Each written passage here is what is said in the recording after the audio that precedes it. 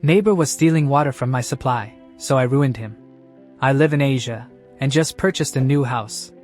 Now, the previous owners were family friends who needed cash urgently, and haven't been living in my country for nearly 3 years. So I got it for a great price in the middle of the capital city. The sale was finalized at the start of this month, and I moved in right after. The house was definitely a fixer-upper, as the previous owners had left mid-renovation and the main door was locked with just a padlock, not even a door lock. The house had no gate, meaning anyone could just walk right on in. The first day I moved in, someone's bike was parked in the garage. I just parked it on the road on the same day I had a gate installed. An angry man was knocking on my gate later and I didn't bother answering, but through my window I could see him giving up and taking the bike after 15 minutes. So already, I wasn't digging the neighborhood, but I didn't have any incidents after that, aside from people not knowing that this was no longer an abandoned house. So my gate was blocked more often than ever, but a "no parking" sign on my gate fixed that issue. Last week, I was having a shower in my bathroom and I noticed my water pressure was lower than usual. I also heard my next door neighbor's water pump going. Now this neighbor, an old guy, lived in a 3-storied house, the first being the lowest and the one he lived in. The other 2 floors were rented out to tenants. This guy wasn't happy about the house being sold, and voiced many concerns to my friends, the previous owners. He was super angry about it, and my friends did warn me, but I'm a 6-foot guy with 3 dogs. No way he was doing anything, and yep, he didn't. So with this living situation, a water pump is needed to pump water to the tanks on the roof, since the public supply's pressure is not enough to get it up 3 stories. Now, I heard the water pump going and immediately was suspicious. Sure, coincidences exist, but it wouldn't hurt to check it out. I waited till his pump turned off, and then turned on different taps in the house. Sure enough, the pressure was back to normal. This made me even more suspicious, but if he was stealing water, it also made sense. The water bills had been going up over the years this house wasn't lived in, but the house also had some water leaks. So it was chalked up to that, even if the bills were too high to be caused just by leaks. Now it's starting to make sense. At some point in the last 3 years, this old miser thought he'd save the cost of paying for water, and waltzed into the property and is siphoning water from my lines. I couldn't find where exactly he was siphoning water from, but after checking my pressure multiple times, I was pretty sure. So I sat on it for a few days, thinking if I should confront him, go the legal path, or just let it be. Now water in my country is very cheap. My total bill, even with washing 3 animals, a car every week and watering my garden only costs like $5 per month, even with the neighbor also stealing some of it. But it wasn't about how much I was paying or who was paying for it. It's about entitled old people who think that they're deserving of using other people's resources without paying for it, and then getting away with it. It didn't sit right with me, and I really wanted to teach him a lesson. What I did was really simple. I just turned off my water from the mains.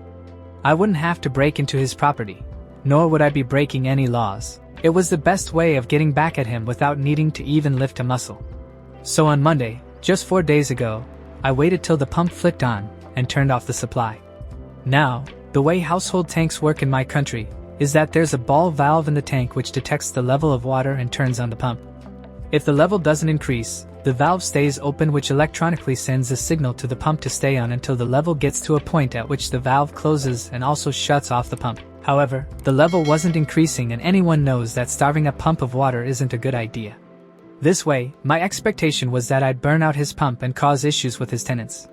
What I didn't account for is that his pump running constantly would mess up the fuses by constantly drawing power overnight, and absolutely destroy his wiring. If he decided to upgrade his household wiring to a more modern standard, this would have been prevented. This house clearly still had 90s era wiring. At around 3 a.m., I heard all residents in the house waking up and talking in hushed voices about why just their house in the neighborhood doesn't have power or water. I found out about the power part, because the tenants devolved into shouting at their landlord. Our tenant protection laws are very important, and power and water are classed as essential even on a state level.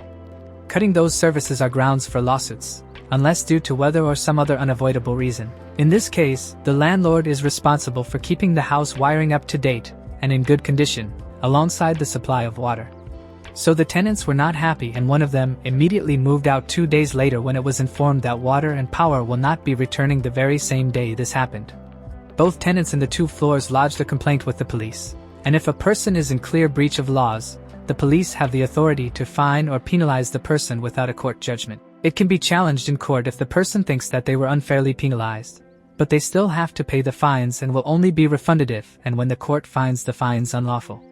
So now, the landlord lost both tenants and has to pay a fine of $500, which is a lot of money in our country. He also has to refund the security deposits of both tenants, and cannot rent out until both issues are fixed, which will cost him more money. As of right now, he's moving out on Sunday to his daughter's place since he cannot afford to live alone. The tenants were his only source of income, and he's a retired mechanic, so he has no other income. He did find out why the motor kept drawing power, overloaded the wiring and burned out. He came by to my gate and asked me if I turned off my water, and I said, "Oh yeah, my tank had a new leak on a pipe and I turned it off till the next day until the plumber came by to fix the issue."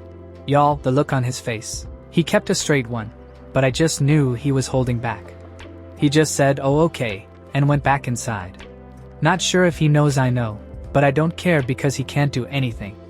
I'm getting a plumber down next week to correct my plumbing and remove any pipes that leave my property. So I got rid of my water issue and a neighbor who could potentially be a pain in the ass, by simply flicking a tap off. 2 birds, 1 stone, I'd say. TLDR, bought an abandoned house. Neighbor was siphoning water from my supply. Turned off my water supply when the motor was running. Motor burned out the wiring in the house and cut off water and power to him and his tenants. Tenants lodged police complaints and the landlord got fined, is now destitute and forced to move in with his daughter.